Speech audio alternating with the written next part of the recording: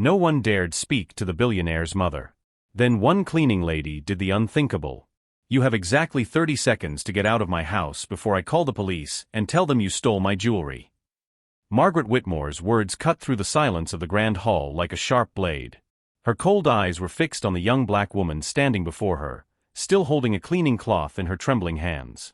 Grace Williams was only 28 years old and had been working at the Whitmore mansion for exactly 11 days. 11 days of daily humiliation. 11 days of hearing that people like her shouldn't touch valuable objects. 11 days of swallowing insults that would make anyone else quit. In the first week, Margaret had accidentally knocked over a crystal vase and blamed Grace for the damage. In the second week, she demanded that Grace clean the guest bathroom 3 times in a row, claiming she could still smell the scent of poverty. The other staff members lowered their eyes when this happened. No one interfered. No one dared. But Grace didn't give up. And at that moment, while 23 employees watched in terrified silence, she did something no employee had ever done in Margaret Whitmore's 15 years of reign in that mansion. She didn't leave. "With all due respect, Mrs. Whitmore," Grace said calmly, her voice steady as a rock, "I didn't steal anything. And I'm not leaving until you check the security cameras." A collective gasp swept through the hall. The other staff members instinctively stepped back, as if expecting lightning to strike this bold young woman. Helena, the cook who had worked there for 12 years, covered her mouth with her hands. The older gardener slowly shook his head, like someone watching a funeral. Margaret Whitmore wasn't just the mother of Jonathan Whitmore, the CEO of Whitmore Industries, one of the largest tech companies in the country. She was the true ruler of that house. The woman who had fired more than 60 employees in the last 5 years. The woman whose icy stare made 6-foot security guards tremble. The woman who once destroyed a driver's career simply because he arrived 2 minutes late. And now, a simple cleaning lady was challenging her authority. "How dare you?" Margaret hissed, her face twisted with fury. "Do you know who I am? Do you know what I can do to your miserable life? With one phone call, I can guarantee you'll never work anywhere in this city again." Grace remained motionless. Her heart was pounding, but her eyes didn't waver. She had mentally rehearsed this moment for months. Every insult she swallowed, every humiliation she endured, it was all part of a bigger plan. What no one in that hall knew was that Grace Williams wasn't there by accident. 3 months earlier, she had received an anonymous letter containing information that would change everything. Information about Margaret Whitmore. Information about a secret buried 20 years ago. A secret involving a woman named Rose Williams, the mother Grace lost when she was only 8 years old. "I know exactly who you are," Grace replied softly. "The question is, do you know who I am?" For a fraction of a second, something flashed in Margaret's eyes. Something that looked like fear. But it disappeared as quickly as it appeared, replaced by the mask of arrogance she always wore. "Security!" Margaret shouted, her voice echoing off the marble walls. "Get this woman off my property now. And make sure she never passes through that gate again." 2 security guards approached hesitantly. One of them, a man named David who had always treated Grace with kindness, murmured an apology as he held her arm. Grace didn't resist. She just looked directly into Margaret's eyes and said something that made the matriarch freeze. "Ask your son about the Sunrise Foundation. Ask him what happened in 2004. Margaret's face lost all color. Her hands, always so controlled, began to tremble visibly. The pearl necklace around her neck swayed with her quickened breathing. "What did you say?" she whispered, her voice suddenly hoarse. Who told you that?" But Grace was already being escorted out. And as she walked through the long marble corridor, she passed the portraits of the Whitmore family on the walls. Generations of white, privileged faces looking down at her with silent contempt. And then, at the end of the hallway, she saw something no one else noticed. Jonathan Whitmore was standing at the top of the stairs, still wearing his office suit, watching everything in silence. His eyes didn't show the same coldness as his mother's. There was something there. Curiosity, perhaps. Or maybe something deeper. Their eyes met for a brief moment. And Grace knew at that instant that the next few weeks would change the fate of everyone in that mansion. Because Grace Williams wasn't just a cleaning lady. She was the daughter of Rose Williams, a woman Margaret Whitmore had destroyed 2 decades ago. A woman whose name had been erased from the family's history. A woman who deserved justice. And Grace had waited 20 years for this moment. Outside the mansion, as the golden gates closed behind her, Grace took out her phone and made a call. "Aunt Dolores," she said calmly. "I'm in." She took the bait. On the other end of the line, a tired voice heavy with emotion replied, "Be careful, my child. Margaret Whitmore destroyed your mother. She won't hesitate to destroy you too." Grace looked at the imposing mansion one last time. The lights from the windows glowed like watchful eyes in the evening darkness. "That's exactly why I'm here, Auntie. For Mom. For justice." The cold autumn wind blew through the garden trees, carrying with it the weight of secrets about to be revealed. And as Grace walked toward the bus stop, a subtle smile appeared on her lips. The game had begun. And for the first time in 20 years, Margaret Whitmore wasn't in control. If this story of courage and secrets has hooked you so far, don't forget to subscribe to the channel to find out what really happened in 2004 and why Margaret Whitmore was so terrified of a simple cleaning lady. 3 days after being expelled from the mansion, Grace was sitting in the small kitchen of her Aunt Dolores's apartment, surrounded by yellowed papers and old photographs. "Your mother was the best person I ever knew," Dolores said, placing a cup of tea in front of her niece. Her eyes carried the weight of 2 decades of silence. Rose worked for the Whitmores for 7 years. She was Margaret's personal assistant. She knew all that family's secrets. Grace picked up a faded photo. Her mother, young and smiling, stood next to a very different Margaret Whitmore from the cruel woman she had met. They almost looked like friends. "What happened, Auntie? What really happened in 2004? Dolores took a deep breath. The Sunrise Foundation was a charity project the Whitmores created to help low-income families. Millions of dollars in donations. Your mother discovered that Margaret was diverting that money to personal accounts. When Rose threatened to report it, Margaret destroyed her." Grace felt her stomach turn. Destroyed her how? "She planted false evidence. Made it look like Rose was the thief. Your mother was arrested, Grace. She spent 8 months in jail for a crime she didn't commit. When she got out, she was broken. No one would hire her. She lost everything." Dolores wiped away a tear. Depression consumed her little by little. "You were only 8 years old when she..." Dolores couldn't finish the sentence. She didn't need to. Grace closed her eyes, letting the pain wash over her completely. She had always known her mother died of illness, as her aunt used to say when she was a child. Only at 18 did she discover the truth about the suicide. And only 3 months ago, through that anonymous letter, did she discover the reason. "Who sent the letter?" Grace asked. "I don't know. But whoever it was has access to privileged information. Bank documents, foundation records, everything we need to prove the truth." That same night, something unexpected happened. Grace's phone rang. Unknown number. She hesitated before answering. "Miss Williams." A male voice, formal but not hostile. "Who is this?" "My name is Richard. I'm Jonathan Whitmore's personal assistant. Mr. Whitmore would like to meet with you tomorrow." Discreetly. Grace almost dropped the phone. "Why?" "He didn't tell me. He only asked me to deliver the invitation. Meridian Cafe, downtown, at 10 in the morning.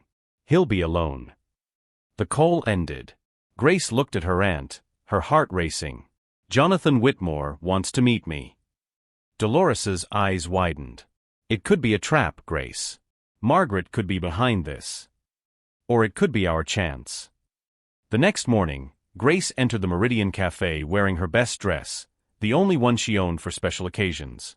Jonathan was already there, at a discreet table in the back of the establishment. Up close, he looked younger than he had at the mansion. More human. "Thank you for coming," he said, indicating the chair across from him.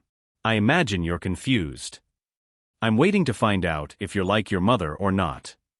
Jonathan smiled sadly. "That's a question I've been asking myself for years." He paused. "I saw what happened in the hall. I saw how you stood up to my mother. No one has ever done that.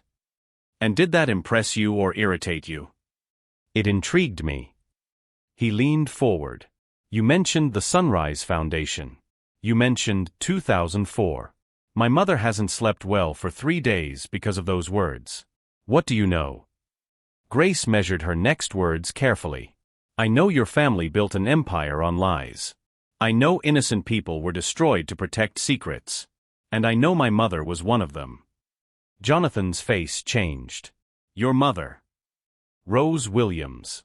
She worked for your family until 2004. She was arrested for a crime she didn't commit. She died 5 years later, never able to prove her innocence. Jonathan was silent for a long moment. When he finally spoke, his voice was low. I was only 12 in 2004. I remember a woman who worked at the house. I remember she suddenly disappeared. My mother said she had stolen money. Your mother lied. Do you have proof? Grace stared directly at him. I'm gathering it. Jonathan nodded slowly. Then he did something Grace didn't expect. He took a card from his pocket and slid it across the table. This is my personal number. If you have real proof, I want to see it. My mother. He hesitated. My mother has made many mistakes over the years. I turned a blind eye to most of them. But if she destroyed an innocent life, I need to know. Grace took the card. Why are you doing this? She's your mother. Jonathan looked out the cafe window, his expression heavy with what seemed like accumulated guilt. Because for years I've pretended not to see who she really is. And I'm tired of pretending. Meanwhile, at the Whitmore mansion, Margaret was on the phone with her private lawyer. I want you to find out everything about this Grace Williams.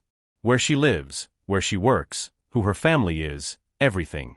And I want you to make her disappear before this becomes a bigger problem. She hung up and walked to the window, looking out at the perfectly manicured gardens. You thought you could threaten me, you foolish girl, Margaret muttered to herself. You don't know who you're dealing with. I've destroyed people far more powerful than you. What Margaret didn't know was that, at that exact moment, Grace was receiving a second anonymous envelope. Inside was a list of names, dates, and amounts, all connected to the Sunrise Foundation. And at the end of the list, a handwritten note. The key is in the safe in her office. Third drawer. Code 0409. The date your mother was arrested. Grace looked at that paper, her hands trembling. Someone inside the mansion was helping her. Someone who knew Margaret's secrets. Someone who wanted to see her fall just as much as Grace did. The question was, who? And more importantly, why? The puzzle pieces were falling into place one by one. And very soon, Margaret Whitmore would discover that the castle of lies she had built over 20 years was about to crumble. 2 weeks later, the Whitmore mansion was prepared for the most important event of the year, the family's annual charity ball, with more than 300 distinguished guests, including politicians, businessmen, and celebrities. Ironically, the event celebrated the 20th anniversary of the Sunrise Foundation.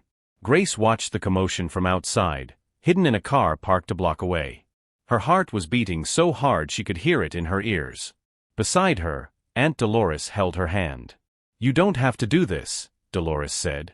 We can turn the evidence over to the police and let them handle the rest. No, Auntie. Margaret spent 20 years living like a queen while my mother rotted in a cell. She's going to look into my eyes when everything falls apart. Grace's phone vibrated. A message from Jonathan. Everything's ready. Service entrance. Unlocked. My mother is in the main hall. You have 20 minutes before her speech. Grace took a deep breath and got out of the car. Getting into the mansion was easier than she had imagined. Jonathan had made sure the guards at the service entrance would be occupied elsewhere. Grace crossed the corridors she knew well from her 11 days as a cleaning lady, silently climbing to Margaret's private office.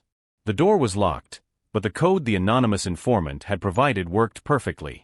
The office was exactly as Grace had imagined, elegant, cold, full of portraits of Margaret herself in majestic poses. Third drawer. Code 0409. Grace's hands trembled as she typed the numbers into the small safe built into the drawer. A soft click.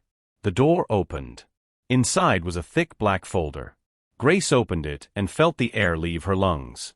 It was decades of documented crimes. Bank statements showing transfers from the Sunrise Foundation to Margaret's personal accounts.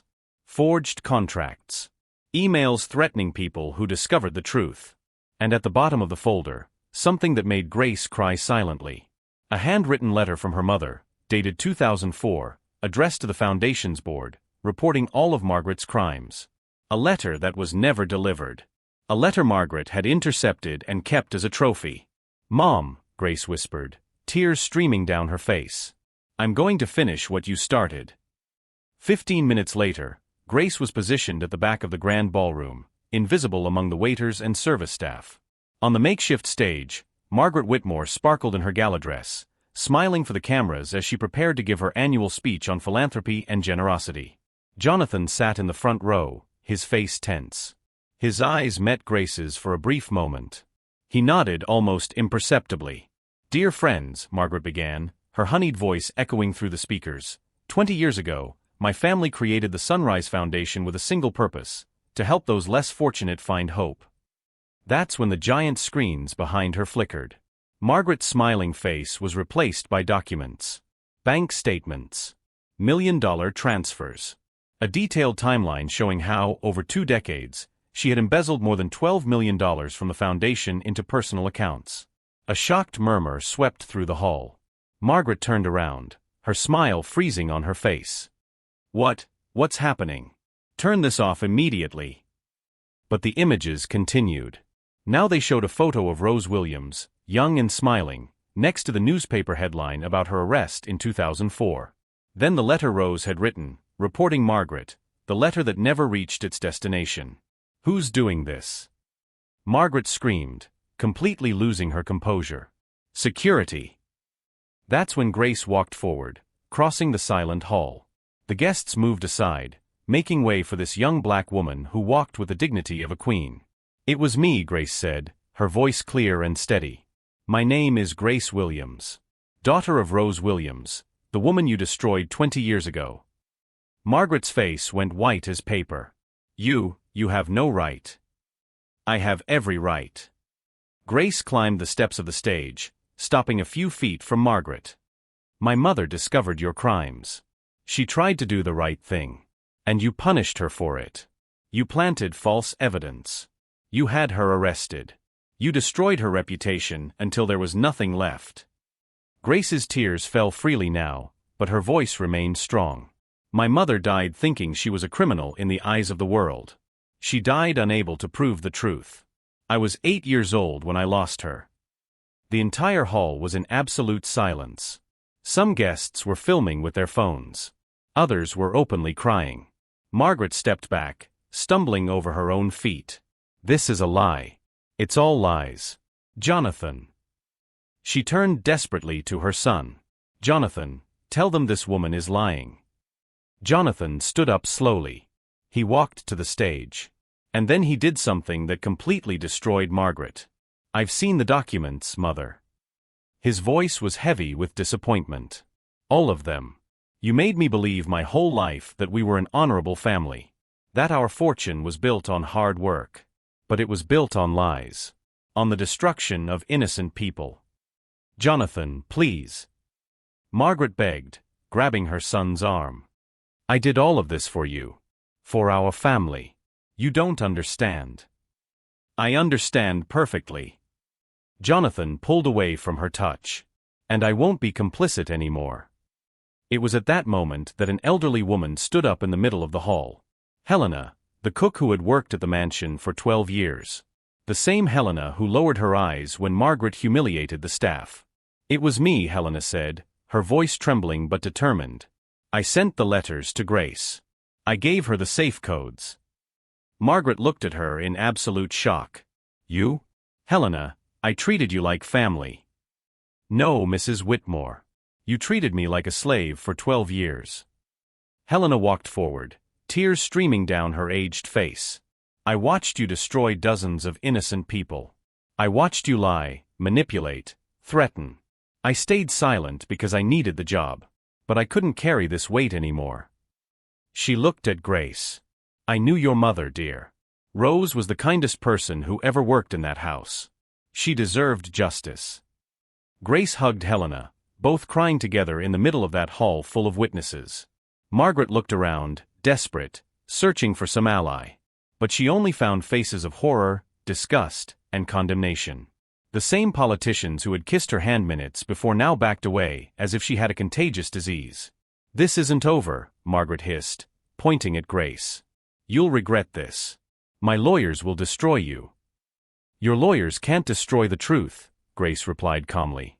"And tomorrow, when the newspapers publish this entire story, the whole world will know who you really are." Police sirens began to sound outside the mansion. Someone had already called the authorities. And as two police officers entered the hall, Margaret Whitmore finally understood that the empire she had built on lies and cruelty was crumbling before her eyes. But what no one in the hall knew yet was that the revelations of that night were just the beginning. Because inside that black folder, there was one last document that Grace hadn't shown yet, a document that revealed an even bigger secret, a secret that connected Margaret Whitmore to something far darker than simple embezzlement. The document Grace hadn't yet revealed would change everything once again. As the police officers approached Margaret, Grace raised her hand asking for a moment. She pulled out one last sheet of paper from the folder, yellowed with time. "Before you take her away," Grace said, her voice echoing through the silent hall, "there's something everyone here needs to know. Something beyond the stolen money." Margaret froze. Her eyes widened as she recognized that document. "No," she whispered. "You can't." In 2004, when my mother was arrested, she was 4 months pregnant. Grace felt her voice falter, but continued. "The stress of prison, the inhumane conditions, the humiliation. She lost the baby in jail. I would have had a brother or sister." A devastating silence fell over the hall. Some people began to cry openly. "This document," Grace continued, holding the paper with trembling hands, "is the medical report from that day. And down here, there's a note written by Margaret Whitmore herself." She read aloud, "Problem solved. Now she'll have no reason to fight." The hall erupted in horrified murmurs. Jonathan covered his face with his hands, unable to look at his own mother. Margaret tried to run, but the police officers held her. "This is a lie. It's a forgery. My lawyers will prove that." "Your lawyers can't change the truth," the detective in charge said calmly, placing the handcuffs on her wrists. "Margaret Whitmore, you are under arrest for fraud, falsification of evidence, and obstruction of justice. You have the right to remain silent." As Margaret was led outside, she passed by Grace. For a moment, their eyes met. There was no more arrogance in that gaze. Only fear. Only the belated understanding that all cruelty eventually demands its price. "You destroyed my life," Margaret hissed. Grace slowly shook her head. "No, Mrs. Whitmore. You destroyed your own life 20 years ago. I just turned on the light so everyone could see." The following months completely transformed everyone's lives.